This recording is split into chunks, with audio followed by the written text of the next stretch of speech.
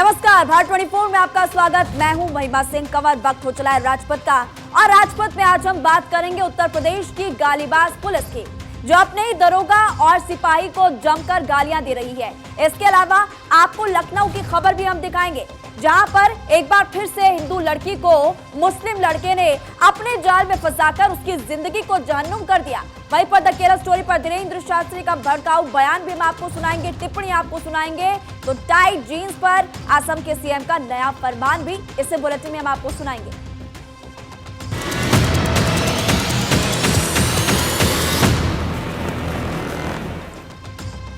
Police का नाम आते ही दिमाग में अलग अलग छवि बनने लगती है, लेकिन आज हम आपको उत्तर प्रदेश के बरेली की गालीबाज पुलिस दिखाएंगे, जो कि अपने ही सियासी को सिपाही, माफ कीजिएगा, अपने ही सिपाही को गाली देती हुई नजर आ रही है। धार्मिक टिप्पणी कर उसे नीचा दिखा रही है। पूरा मामला आपको इस रिपोर्ट के जरिए दिखाते हैं।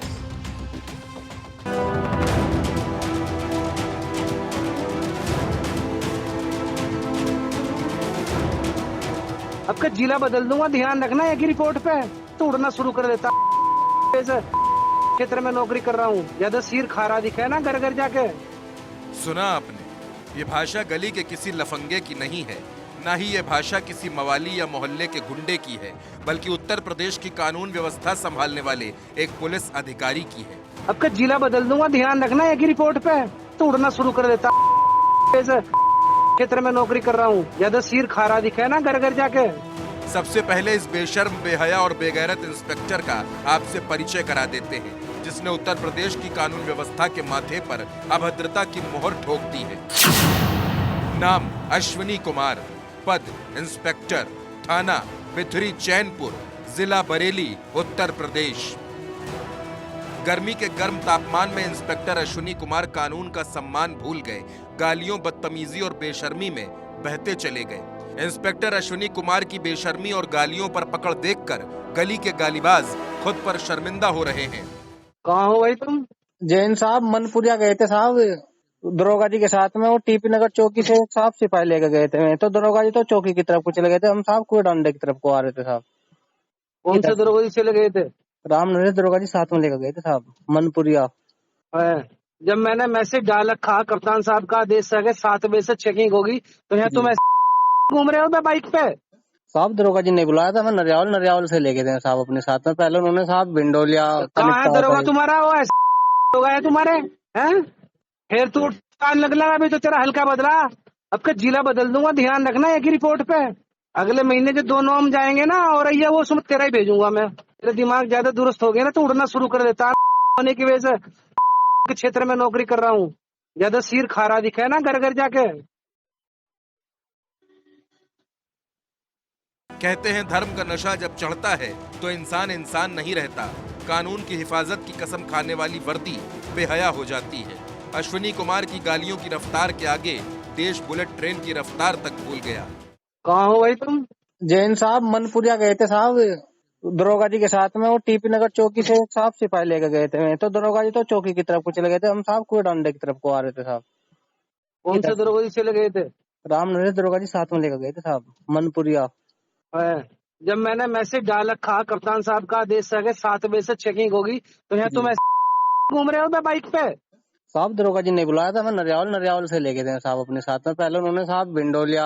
कहाँ है दरोगा तुम्हारा? वो दरोगा है तुम्हारे हैं? फिर तू कान लगला, अभी तो तेरा हल्का बदला। आपका जिला बदल दूंगा, ध्यान रखना। एक ही रिपोर्ट पे अगले महीने जो 2 नॉम जाएंगे ना, और ये वो सुमत तेरा ही भेजूंगा मैं। तेरा दिमाग ज्यादा दुरुस्त हो गया ना, तो उड़ना शुरू कर देता होने की वजह से।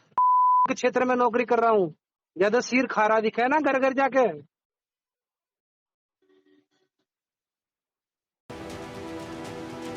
इंस्पेक्टर अश्विनी कुमार सिपाही गुलफाम और दारोगा राम नरेश को अपने जूते का तल्ला समझ रहा है, गली का गिरहकट समझ रहा है। सिपाही गुलफाम और दारोगा राम नरेश को ऐसे गाली दे रहा है जैसे इंस्पेक्टर ना हो, वॉशिंगटन का डीसी हो। जरा सोचिए, एक इंस्पेक्टर जब सिपाही और दारोगा से गालियों से बात कर रहा हो, तो भला वो आम जनता के साथ कैसा व्यवहार करता होगा। कहते हैं कि बरेली के बिथरी चैनपुर थाने की जनता के लिए इंस्पेक्टर अश्विनी कुमार हिटलर से कम नहीं है। हालांकि हिटलर की हेकड़ी कप्तान ने निकालते हुए जांच के आदेश दे दिए हैं। कहाँ हो भाई तुम? जैन साहब मनपुरिया गए थे साहब, दरोगा जी के साथ में। वो टीपी नगर चौकी से साहब सिपाही लेके गए थे। तो दरोगा जी तो चौकी की तरफ को चले गए थे, हम साहब कुएं डंडे की तरफ को आ रहे थे साहब। कौन से दरोगा जी चले गए थे? राम नरेश दरोगा जी साथ में लेकर गए थे साहब, मनपुरिया। है। जब मैंने मैसेज डाल रखा कप्तान साहब का आदेश है 7 बजे से चेकिंग होगी, तो यहाँ तुम घूम रहे हो मैं बाइक पे? साहब दरोगा जी ने बुलाया था, मैं नरियावल से लेके गए साहब अपने साथ में। पहले उन्होंने साहब भिंडोलिया कहाँ है दरोगा तुम्हारा? वो दरोगा है तुम्हारे हैं? फिर तू कान लग लगा, अभी तो तेरा हल्का बदला, अब का जिला बदल दूंगा, ध्यान रखना एक ही रिपोर्ट पे। अगले महीने जो 2 नॉर्म जाएंगे ना, और ये वो सुन तेरा ही भेजूंगा मैं। तेरा दिमाग ज्यादा दुरुस्त हो गया ना, तो उड़ना शुरू कर देता होने की वजह से के क्षेत्र में नौकरी कर रहा हूँ। ज्यादा सिर खारा दिखे ना घर घर जाके। निशब्द, आज शब्दों की दुनिया में सन्नाटा है, खामोश है कलम, रोती है कानून व्यवस्था। कहते हैं कानून के रखवाले जब गालीबाज बन जाते हैं तो शहर दर शहर कानून व्यवस्था मर जाती है और वर्दी वाले गुंडे बन जाते हैं। अयाज खान, भारत 24, बरेली।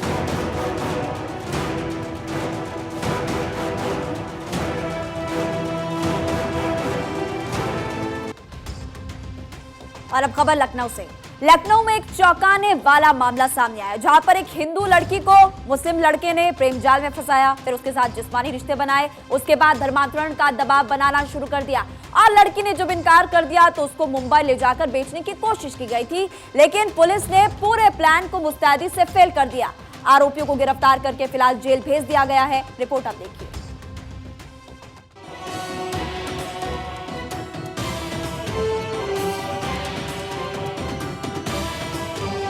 लखनऊ में धर्मांतरण गैंग का पर्दाफाश। हिंदू लड़की को पहले प्रेम जाल में फंसाया, प्यार में फंसाकर अवैध संबंध बनाने का आरोप। यूपी की राजधानी लखनऊ से एक सनसनीखेज मामला सामने आया है। यहाँ एक युवती को आरोपी ने पहले प्रेम जाल में फंसाया, फिर उसके साथ शारीरिक संबंध बनाए और उसके बाद उसे बेचने की तैयारी थी। दरअसल एक लड़की ने 112 नंबर पर फोन करके मुसीबत में होने की बात कही और इसके बाद पुलिस ने तमाम थानों की फोर्स को एक्टिव कर दिया। फोन का लोकेशन ट्रेस हुआ तो लोकेशन दुबग्गा के पास मिली। अब लड़की ने दोबारा फोन करके बताया कि गाड़ी मलिहाबाद की तरफ निकल रही है। पुलिस ने वजीरगंज थाने की पुलिस को जानकारी दी। घेराबंदी हुई तो आरोपी ट्रेन से मुंबई की तरफ भागने की कोशिश में थे। जीआरपी से बात करके लड़की को बरामद किया गया। आरोपियों को गिरफ्तार कर लिया गया है। जो हम लोग को जानकारी मिली है इसमें ये कि 2 साल से ये लड़की और लड़के के बीच में संबंध था। अब ये प्रेम प्रसंग के रूप में जो है ये चल रहा था और उसके बाद ये इसको बॉम्बे ले जा रहे थे, क्योंकि बॉम्बे में भी इनके कुछ लोग हैं जो लड़के के हैं। तो उस संबंध में हम लोग छानबीन कर रहे हैं कि जो बॉम्बे में इनके लोग हैं वो कौन लोग हैं और वहाँ पर क्यों जा रहे थे, किस तरह से जा रहे थे, लड़की के ऊपर जो है क्या प्रेशर था। लड़की ने अपना बयान दिया भी है, FIR भी कराई है कि उसके साथ गलत काम भी हुआ है, मतलब उससे संपर्क किया गया है।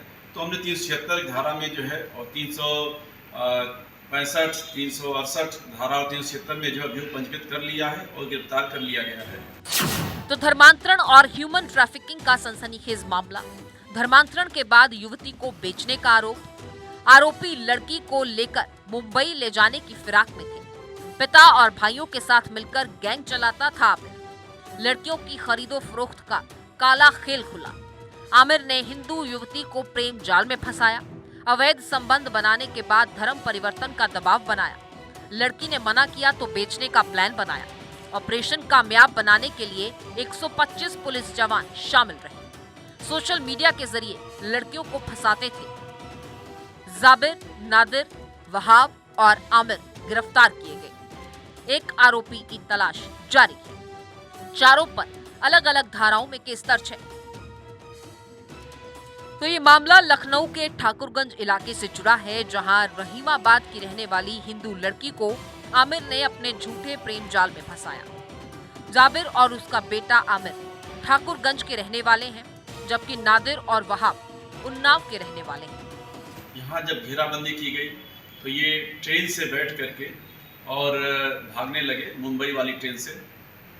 तत्काल जो है थाना बंथरा और GRP को संपर्क किया गया और हरौनी के पास उनको जो है बरामद कर लिया गया लड़की को, और जो लड़का था और उसके साथ जो लोग थे उनको भी अरेस्ट कर लिया गया। आमिर अपने पिता के साथ मिलकर युवतियों को बेचने का गिरोह चलाता था।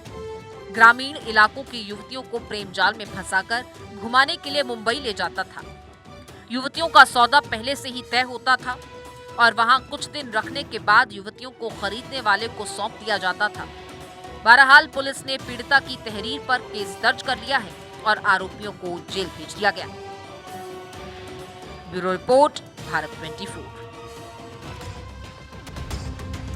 असम में हिमंता सरकार ने एक अध्यादेश जारी किया है, जिसके मुताबिक सरकारी स्कूलों में अब शिक्षक अपनी मन मर्जी से कुछ भी पहनकर स्कूल नहीं आ सकेंगे, बल्कि सरकार ने ड्रेस कोड यहाँ पर जारी कर दिया है कि विनम्र कपड़े ही पहने, टी शर्ट जीन्स ना पहने और महिला शिक्षक लेगिंग्स ना पहने। साथ ही ऐसा आदेश जारी करके आदर्श पेश करने की अपील भी की गई है। आप देखिए।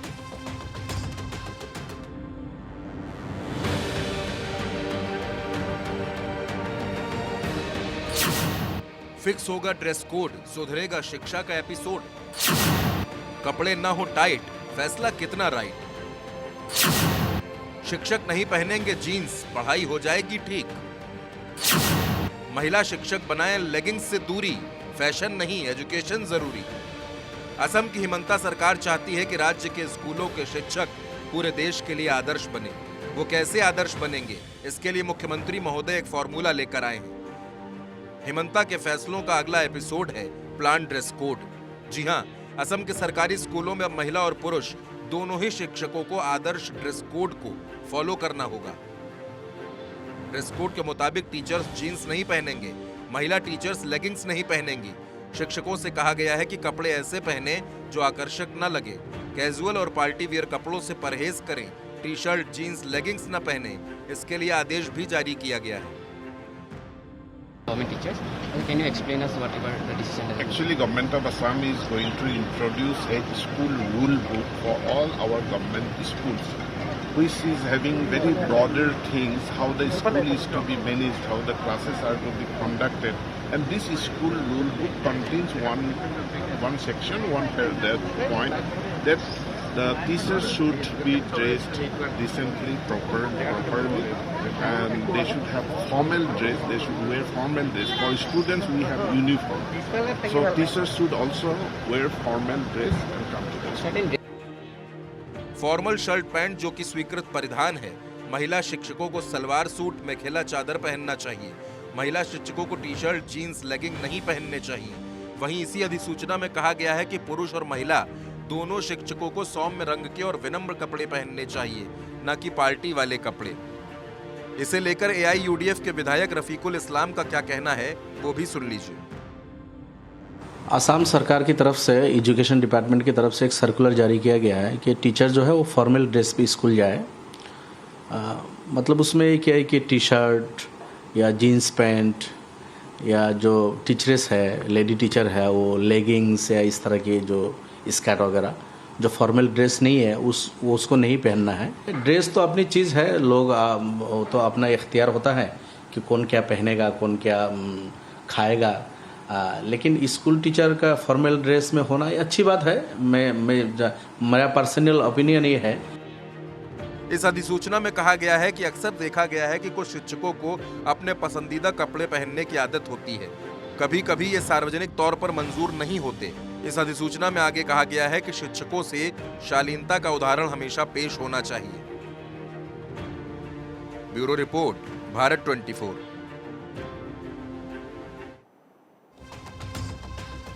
मध्य प्रदेश की जनता से हमेशा भावनात्मक रिश्ता रखने वाले मुख्यमंत्री शिवराज सिंह चौहान अक्सर कुछ ऐसा करते हैं जो कि चर्चाओं में आ जाता है।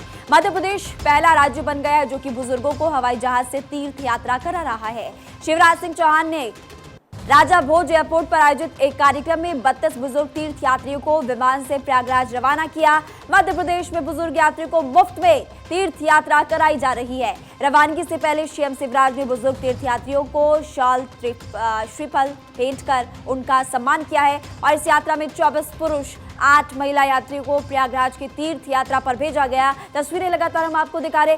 शिवराज ने दरअसल बुजुर्गों को गले लगाकर उनको तीर्थ यात्रा पर रवाना किया है और इससे जुड़ी हुई तस्वीरें आपको दिखा रहे।